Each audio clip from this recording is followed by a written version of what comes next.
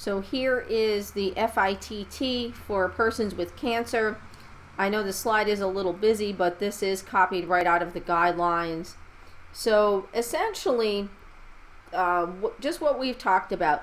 The aim is to get people to the recommendation for frequencies of 3 to 5 days a week for aerobic activity, and then 2 to 3 days a week for resistance training.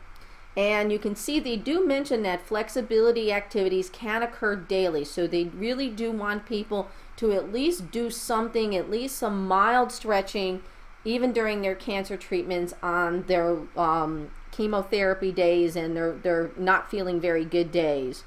So the issue with the intensity may need to be moderated depending on how people are feeling, nausea, vomiting, side effects. But overall, we do want to look at moderate intensity.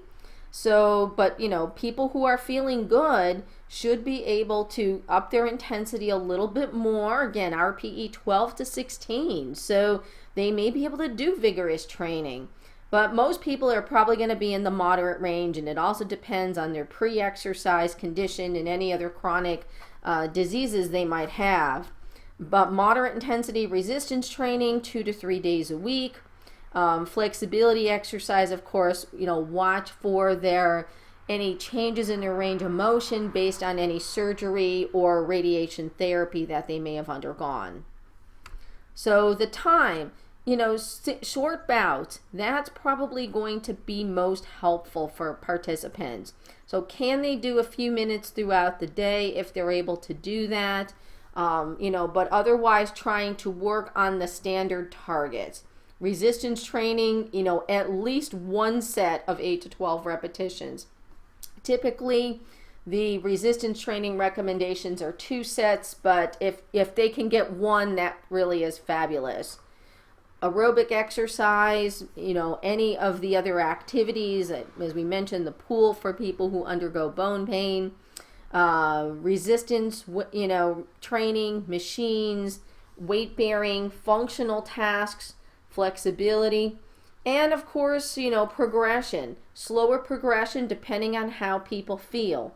So there's going to be, a wide variability on this, and you're going to have to let the client take the lead. And if they get tired with their exercise programming, then you're really going to maybe have to cut back the level of intensity or volume until the client has a level that they can better work with. Special considerations. I put some, I bold the type is the important take-home points. Again, these are out of the ACSM guidelines, so they're a little wordy. But remember that almost everybody is going to have some sort of fatigue. And but they really want them to do at least something every day and not just sit. Bone is a common site of metastases.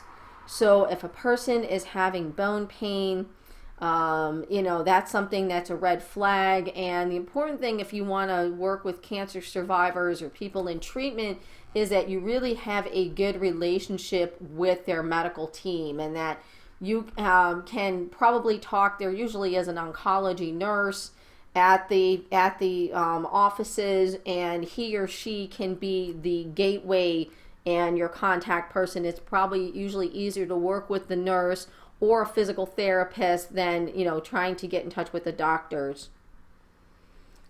Something we need to be considered mostly in people with gastrointestinal cancers or oral cancers, cachexia or muscle wasting due to lack of nutrition. So if they're losing muscle mass, it's going to be very challenging for them to weight resistance training wise, the amount of weight they can lift. We want to try to minimize that. If a person is in an immunosuppressed state, especially after bone marrow transplants, they may need to stay at home.